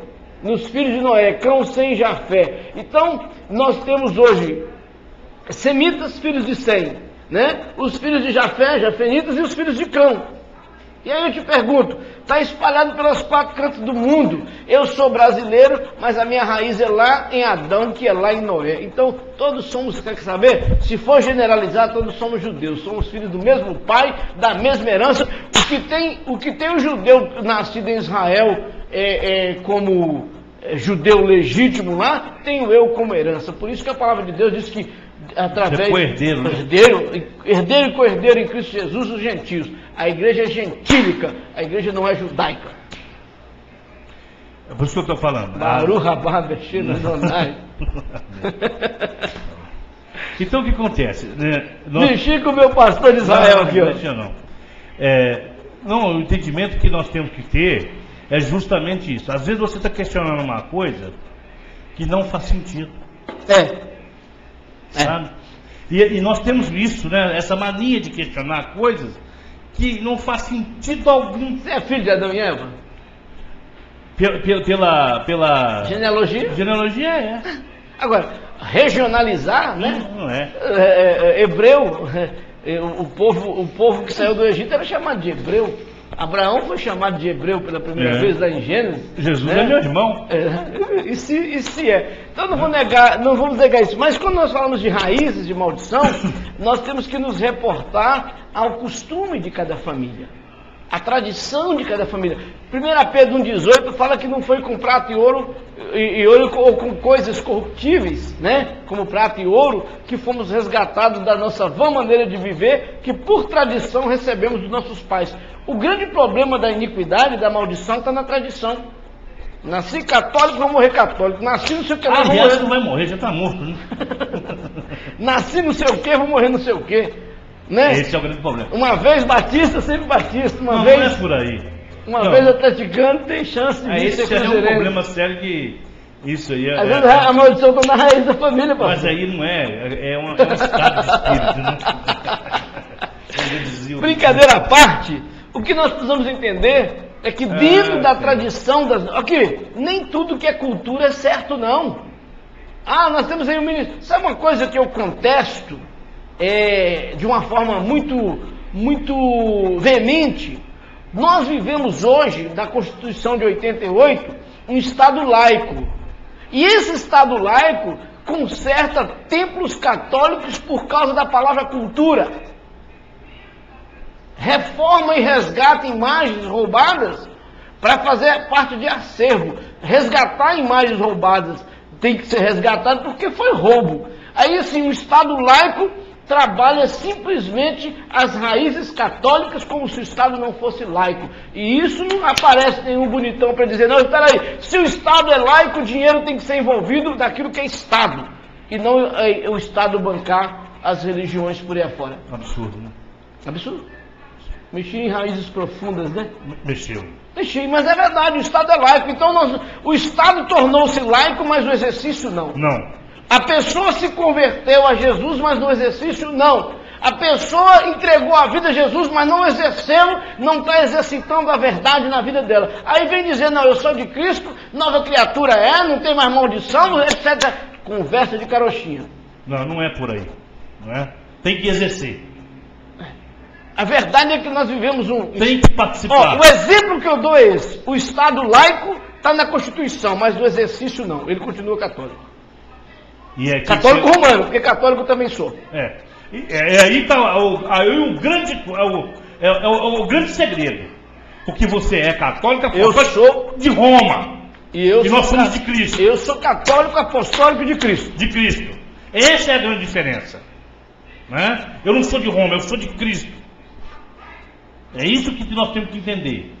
Não é um pedaço de madeira, não é um pedaço de pau que vai me mudar a minha ideia. Vai mudar o meu sentimento, vai mudar a minha salvação. Agora, Cristo não, Cristo é vivo. Então a maldição, pastor, ela está porque também... É igual aquele negócio que eu quero dizer. Às vezes você está aí, você, que ainda não aceitou Jesus. Eu quero te dizer uma coisa. Você pode interceder por mim. Agora, Aparecida, Maria, João, Joaquim, Manuel, Sebastião, isso não pode. Mas você que tem vida, você pode interceder. Geraldo, você pode interceder pela minha vida. Mas coisa morta? Já era. Aí nós voltamos lá no Decálogo, nos 10 mandamentos, quando Deus fala não terás imagem de escultura diante de ti. Interessante que eu cresci ouvindo pessoas dizendo... Mas essa história é do tempo de Israel. Sim, mas olha aqui. É do tempo de Moisés, quando estava saindo. Moisés deu uma saidinha para falar com Deus, eles já começaram a construir um bezerro para adorar o bezerro. Essa questão de imagem de escultura, ela é longa, ela é de... Vem lá antes de Babilônia, né? Não é? Nínive, Nimrod. olha bem que situação. Eu sempre ouvi dizer, pessoas dizendo, não, porque os crentes falam muito mal de imagem, Aí eu falo assim, não são os crentes que falam. Não, é a Bíblia que está falando. Pega a sua, você que é católico, está nos vendo hoje, eu não estou aqui te criticando, não. Eu amo os católicos, eu quero todos eles na minha igreja convertidos. Mas eu quero dizer, eu pego a sua Bíblia. Mas sem imagem. Sem imagem. E nem fazer idolatria de mim também não. Porque essa questão de idolatria, você está idolatrando o seu irmão, está idolatrando o cantor, está idolatrando não sei quem. Mas vamos atirar a pedra também, no bom sentido, nos evangélicos. E os cantores idolatrados por aí, pastor? É isso que eu estou falando. Ah, fulano, cadê você? Eu vim aqui só para te ver, lindo, lindo. Tá, eu não entendo isso, sabe? Autógrafo. Eu acho que autografar um livro é até interessante. Me dá seu autógrafo aqui. Geraldo, quer meu autógrafo? R$100. Então, na realidade, é isso. Também é idolatria no meio evangélico. Idolatra-se filho, idolatra-se carro, idolatra-se a própria igreja, a esposa, idolatra-se o altar. Eu lembro de um trabalho que eu fui uma vez que aconteceu um fato muito interessante. Entrou um bêbado na igreja, ontem nós estávamos lá no Cachoeira, né? E 4 anos de portas abertas lá. E um cidadão falou assim, ô moço, me ajuda a chegar na porta ali. Ele estava no culto, né? Eu fui lá comer um caldinho, um negócio no final. Eu peguei na mão dele, levei até o portão e ele, falei, o que houve? Eu quebrei a perna, tal. E ele estava assim, realmente mal cheiroso, né? Seria uma pessoa, um andarilho. Eu falei um pouquinho de Jesus para ele e foi embora. Aí, é a questão, às vezes, de você não separar o santo do profano. Não sei se eu me perdi um pouco aqui. O que eu queria colocar é o seguinte, às vezes as pessoas estão debaixo de uma maldição tão grande que elas não enxergam isso. Deixa eu voltar aqui um ponto. Eu queria falar sobre o Bartimeu. O que aconteceu com o Bartimeu? Aquela capa que ele tinha simbolizava o estado de mendicância dele. Aquela capa era o poder representativo da maldição de família. Pergunta-se os pais, mas ele é assim desde nascença? Falou assim, uma coisa eu sei, ele era cego. Só que agora ele é maior de idade e ele responde pela vida dele. Os pais lavaram a mão, a maldição da nossa família era isso aí. Caiu sobre ele, agora como ele foi liberto disso eu não sei. Então às vezes a questão toda está na forma de vida. Eu perguntaria para aquele moço assim, mas por que um moço igual o senhor está andando por aí, não tem uma família, não buscou uma família? Por que, pastor? O grande mistério de Deus chamado família é sustento. Entende? Você pode passar por muitas lutas, para onde você volta? Você ia em Josenópolis conosco. Eu tenho certeza que quando você estivesse lá, você ia ficar pensando em minha casa, como é que está? Como é que está a Estela? Como é que está... A questão de Josenópolis não é ele, isso é uma questão moral mesmo de estar ali para fortalecer. Não, entendo, você está quase perdoado, está quase me convencendo. Ainda não, mas né, Geraldo? Eu quero dizer, eu até vejo a questão da capa do Bartimeu, porque primeiro que não tinha nem nome, né? Bartimeu era filho de Timeu. Filho de Timeu. Né? Eu não vejo nem o nome, não tinha. E eu vejo a capa assim como uma identificação do cego. Quando você vai na rua, tem lá aquele com a bengalinha, aqui usa bengalinha. Eu creio que lá usava a capa. Eu dizia que ele era cego. É como óculos escuro, né? Entendeu? Mais ou menos por aí. É aquele bigode do Geraldo ali, né? Mais ou menos aquilo ali. Aquele negócio ali. É mesmo? Geraldo é a simpatia em pessoa, né? Em pessoa. Mas o moço só fica rindo. Podia tirar o bigode, né? Meu filho dizendo pra mim, né? Mas o moço só fica rindo. Quem está assistindo não vê não, mas o Geraldo fica rindo todo o tempo aqui. É um sorrisinho. Eu não sei se ri de mim ou pra mim, se ri de nós ou pra nós. Mas é o tempo todo quando a gente fala, ele dá uma risadinha. A questão, pastor, deve parecer que os dois gordinhos estão... Eu queria até propor, né, pro próximo programa, a gente falar sobre os veículos, né? Das coisas mal adquiridas, para a gente completar esse... sim, não. É? Tem coisas que você não sabe que está acontecendo na sua vida, não é? Como alguma coisa que você tem na sua casa. Uma coisa, pastor, quando se fala de família, eu sei que hoje nós temos no país, e sempre teve o problema da adoção. A adoção é um campo que a gente tem que olhar com muito cuidado. Não que não se deva adotar, mas se deve ter eu falo para cristão, é claro. Tomar providência, né? Tomar medidas, porque né?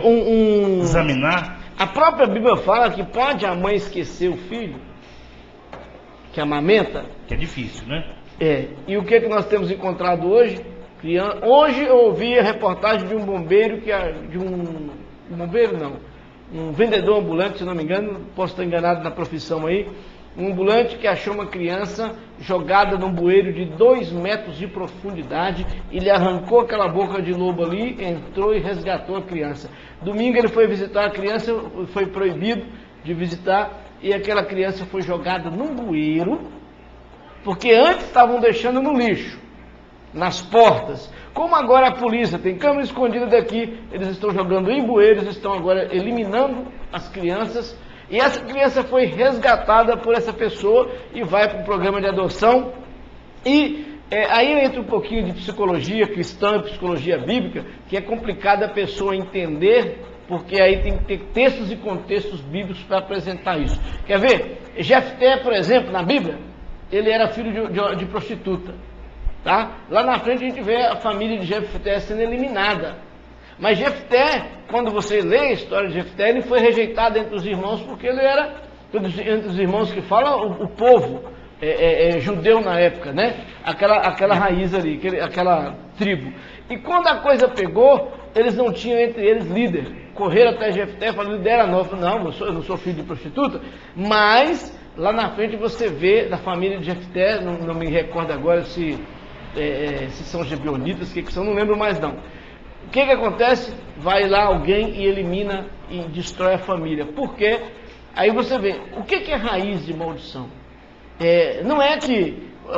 Tem um texto bíblico, tem um versículo bíblico que fala assim, que o bastardo não pode subir no altar de Deus por 10 gerações. E nós somos um país de bastardos. O que é o bastardo? Legalmente falando, é o filho de casamento ilegal. É o filho de casamento não reconhecido. Né? E nós vivemos uma geração de bastardos. Hoje se produz filhos, né? Aleatoriamente. Então, quando você fala, mas como é que eu vou quebrar a maldição de bastardo? Quer ver uma coisa interessante? Quando Geazi foi amaldiçoado pelo profeta, ele foi amaldiçoado com o seguinte teor: nunca vai faltar nas suas gerações leproso. Quem mendiga o pão. Você já notou o que foi que o profeta disse para ele? Nunca iria faltar. E eu tenho uma mensagem que eu prego o seguinte: quando aquele leproso sozinho primeiro chega para Jesus e fala, Senhor, se tu queres eu serei limpo, Jesus só fala assim, quero. E ele é limpo na hora. Eu digo assim, se você for voltar às gerações, a maior possibilidade de ali ser um neto, tataraneto, né? Tataraneto de quem? Geazi, o leproso. E aí nós temos um grande princípio. Então, né? tem cura, tem libertação para o leproso. Mas o que aconteceu com ele? O que ele falou? Eu quero. Jesus disse eu quero, mas ele manifestou o desejo. Se o senhor quiser, eu posso ser curado. Ah, sim, isso aí, é mudança. Por isso que eu falo, não adianta a pessoa achar que, instalou não, compromisso. Não é interruptor de lâmpada que acende e apaga, não. A prova está nos outros 10 leprosos, 10 foram curados, um voltou para agradecer. E aí? Então falo, quem nos garante que aqueles 10 não tinha ali um tataraneto de Geazi? Que foi amaldiçoado de geração em geração. Sabe o que muda a história da gente? Se o Filho vos libertar, verdadeiramente sereis livres. Essa é a verdade. Essa é a grande verdade. E conhecereis a verdade vos libertará. Se pois o Filho vos libertar, verdadeiramente sereis livres. Isso é programa debate falando um pouco sobre maldição. Talvez você tivesse o desejo de fazer uma pergunta, né? O Geraldo não liberou o telefone ali, o 25, não sei o que lá, 4600, mas não lembro mais não. Mas é um tema muito, muito profundo, é um tema que vai além de simplesmente uma discussão, né, a nível de um estúdio, de uma TV, porque tem tantas situações. Existe uma matéria baseada em Isaías 61, chamada espírito aprisionado, pastor, que é uma área tão complexa na nossa vida, na vida do ser humano. Existe a questão de maldições adquiridas, maldições mandadas. Você que foi uma vez num terreiro, uma vez buscar lá na macumba, se arrumou para sua cabeça, se arrumou realmente para sua vida, sua família. Tem pessoas que venderam alma para o diabo, fizeram pactos, doou sangue para o diabo, né? Não é doação de sangue no Hemominas, não vai lá doar seu sangue no Hemominas, problema não, sabe? Mas acontece que você tem que olhar que existem muitas coisas que acabam complicando a vida do homem e está no dia a dia. Então, eu coloco essa situação, hoje o tema, e eu volto à questão, uma das questões principais, que é a oração. É a busca, é a entrega, é o jejum, é a oração. Então, amigo, irmão, não é simplesmente ser um religioso, um mero espectador de uma igreja evangélica que tem uma multidão oba-oba, porque tem bons cantores, porque tem um bom auditório, né? Porque fez não é isso. Não é isso, é vida. Responsabilidade. O evangelho é vida por vida, é vida por vida. Se não for assim, a maldição continua aí. A vida é querer ser liberto. Por que Jesus incitava os seus clamores, aqueles que clamavam por ele, a uma pergunta: que queres que eu te faça? Queres levantar desse leito? Não tem ninguém. Que é o princípio, né, pastor? Não adianta, não vai haver mudança se você não quiser. Jesus não vai te arrombar seu coração, não vai arrombar sua casa, não. Ele só trabalha na legalidade. O que queres que eu te faça? Só na legalidade.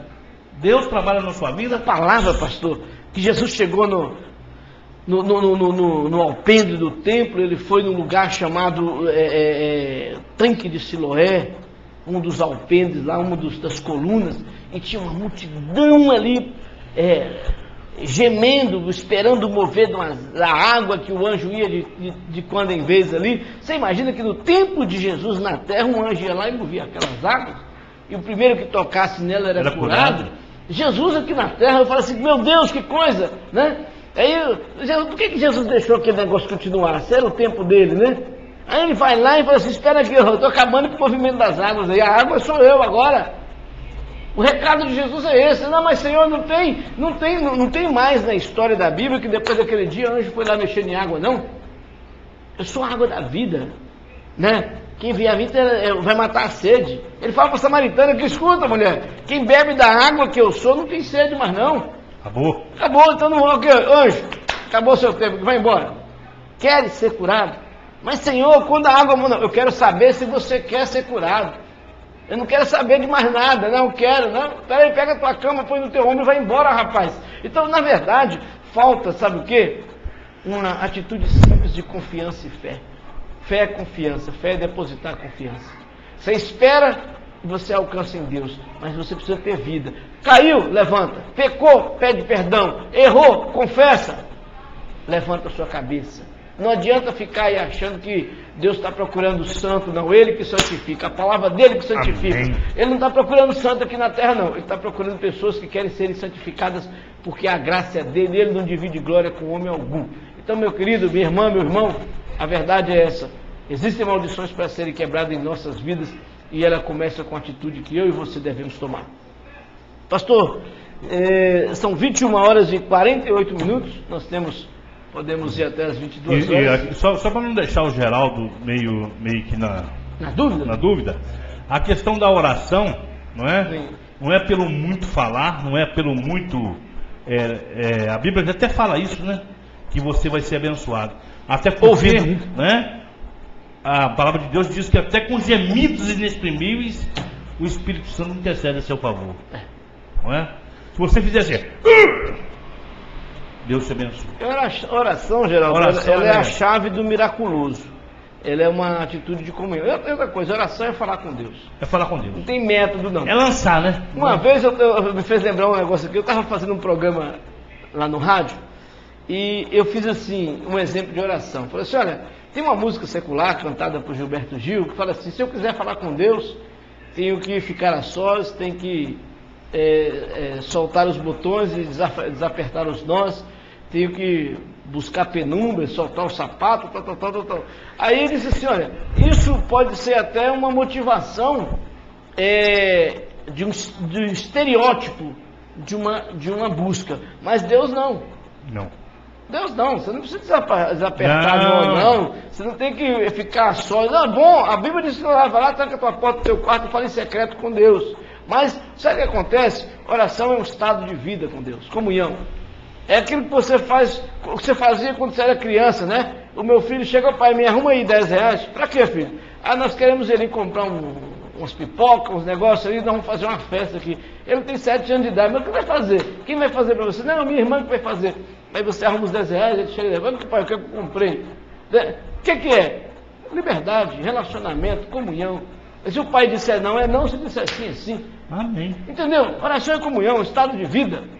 É você querer. E agora, nós, infelizmente, aí estou falando da nossa classe sacerdotal, somos muito juízes, apontadores de dedo, senhores da nossa verdade. Eu falei e tenho falado esses dias, quando você chegar no céu, meu irmão, Deus vai falar assim, tem um negocinho no seu bolso, pega ele para mim.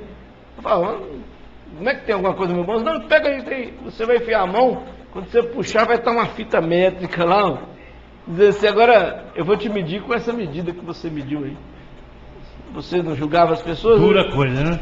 Dura então, essa palavra. Eu acho que a única coisa que nós vamos levar para o céu é uma fitinha métrica que nós estamos com ela no bolso aí, de tanto medir a vida dos outros e achar que você é mais santo do que alguém. É verdade. Mas é uma realidade. Aqui, ó, eu não sabia como é que essa fitinha veio aparecer no meu bolso. Não, ela é sua. Você mediu lá o tempo todo as pessoas. Nós estamos aqui por um ato de misericórdia, de graça, de amor, de favor, e tem resposta para a sua vida. Maldição só perdura se você quiser manter-se nela. A Bíblia diz nos Salmos, a maldição que ela vem como ele sobre um manto.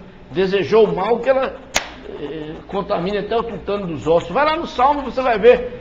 Maldição é isso. Então, se você quer sair, peraí, não sou feliz. Deus te chamou para ser feliz. Tem pessoas, pastor, que me perdoem. Eu tenho um exemplo da minha infância. Eu morava num sítio e nós tínhamos aqueles viveiros enormes, né? Que a gente criava ali rolinhas, passarinhos. E o sítio era muito, muito rico nessa questão de pássaros e bichinhos, né? E meu pai permitia que a gente criasse ali, até mesmo como incentivo, porque tinha que trocar água todo dia, dar ração. E às vezes ele falava, peraí, vocês não estão cuidando não? Então nós tínhamos isso. Então, nós tínhamos um vizinho que o dia que ele ia lá olhar os nossos passarinhos, amanhecia os 3, 4 durinhos. Aí meu pai dizia, filho, não é pra gente acreditar nisso, não, mas isso aí chama olho gordo, sabe? E gente evangélico, né? E fala assim, mas meu pai, por que o camarada não quer e morre os passarinhos? Tem pessoa que até o olhar dele mata. Né? Até coloca a mão seca, né? É isso. Como é que é? Não precisa derrubar a manga não, olha para ela cai. Então, às vezes a pessoa está numa raiz de maldição tão grande que o diabo, ela tenta. Eu conheço pessoas. Mal olhado? Mal olhado? Mas o negócio é muito sério. Às vezes a sua vida não prospera porque você não se posicionou. Exatamente. Vem para a graça, vem para a glória de Deus, permite a libertação na sua vida, porque conhecereis a verdade e ela vos libertará. Eu sinto isso porque eu lembro que um dia apareceu um moço lá e falou assim, coloca esse osso aqui na gaiola do passarinho. Falou, moço, se Jesus não cuidar do nosso passarinho, esse osso ele não vai cuidar não. Então, na realidade, às vezes a pessoa prefere a superstição, trevo, pé de coelho, né? Ferradura de 7 furos, né? Chifre atrás da porta. E diz que chifre é coisa que coloca na cabeça do camarada, né? Isso não resolve não. Você tem que ter Jesus na sua vida, você tem que ter paz e tem que buscar uma igreja que te ensina a verdade. E você precisa ter a posição de caminhar nessa verdade. Porque ensinar também não é tudo não. Se você não quiser andar na verdade, não adianta. Não é verdade? Vai usar o ensinamento para outras coisas, né? Para outras coisas. Pastor Éden, 21 horas, 54 minutos. Chegou o momento? Chegamos aos nossos momentos de considerações. Espero que esse programa sirva para te ajudar em alguma coisa. E você pode se relacionar aqui com a TV Evangelho. Se você entrar no www.TV Evangelho, tem como você comunicar aqui. Existe o portal aí, o site, né? Existe como você fazer suas perguntas. Aliás, eu quero até dizer que Algumas pessoas têm mandado perguntas para cá, mandado até os seus problemas para ser tratado, e a gente tem respondido isso, não fica sem resposta, tá? Sempre o diretor da TV passa para o meu e-mail e a gente tem buscado responder as pessoas. Tem até uma pessoa que mandou pedindo uma situação, eu respondi e ela não reportou novamente, né? Teve alguns casos que nós respondemos aí. Você pode entrar em contato conosco aqui na TV Evangelho, mandar o seu e-mail, deixar aí o seu recado e com certeza, na medida do possível, vamos aí respondendo e abençoando a sua vida, para você que quer ser abençoado, porque tem gente que não quer ser abençoado, né? Como diz, atolou, vai o resto, né? É verdade. Mas existe saída para a sua vida. Pastor Éden, suas considerações finais. Eu quero, né, desejar uma boa noite aos internautas. Espero que a palavra hoje tenha tocado, né? E que você possa entender o que nós falamos, qual foi a tônica da palavra, né? Porque nós não estamos aqui discutindo placa de igreja, não estamos discutindo essas coisas, nós estamos discutindo a palavra. E a palavra diz aquilo que ela quer dizer, né? Então não tem como mudar. Então, se você está com algum problema, como o apóstolo disse, você pode entrar em contato com o jornal, o e-mail vai chegar nas mãos dele, nas minhas mãos, e nós vamos estar procurando te ajudar em nome de Jesus. Amém. Uma boa noite. Aliás, a coisa que nós menos falamos aqui, né? Aliás, eu até falo, o pastor Éden é da Igreja Batista de Israel aqui em Betim, e eu sou da Casa de Oração, Palavra da Vida. Mas às vezes a gente até esquece que a gente pastoreia a igreja quando estamos aqui no programa, porque a finalidade é o programa Debate, né? E está aqui nosso banner aqui atrás, o programa Debate. E o programa Debate vai ao ar todas as segundas-feiras, entre 19h30 e 20 horas, né? E às vezes tem uns empurrões ali, uma coisa ou outra acontece, mas na medida do possível estamos aí no ar com você. E quero agradecer você que nos assiste, você que irá nos assistir futuramente. E nós estamos em missões, estamos indo para o norte de Minas, a cidade de Josenópolis, a 700 quilômetros aqui de Betim, né? Estamos numa caravana com 3 ônibus, os 3 caminhões, vários pastores, evangelistas, e quem sabe você que está me ouvindo, quer entrar em contato conosco, entre em contato ligeiro aqui. Nós vamos dia 28 agora de julho, os ônibus vão sair da porta da igreja às 20 horas, né? No máximo 20 horas e 30 minutos, e nós vamos para o norte de Minas fazer missões. É uma caravana solidária, Josenópolis Solidário, e com certeza Deus vai fazer, já nos deu a vitória, e vamos fazer diferença pela graça de Deus naquela cidade. Muito obrigado a você, internauta, obrigado aí, Gilmer, que está nos assistindo, o Elcio, né? Espero que você se anime, Elcio, a sentar aqui, ó. Mostra aqui, Geraldo, tem a cadeirinha pro Elcio? Tá aqui a cadeira, deixa eu chegar lá para que lado eu chego? Para casa. Tem uma cadeirinha para você sentar aqui, conversar conosco. Deus abençoe sua vida. Wagner Mesquita, Senhor abençoe, Zé Maria e todos que estão nos ouvindo. Que Deus abençoe a cada um, a paz do Senhor. Até segunda-feira, querendo Deus.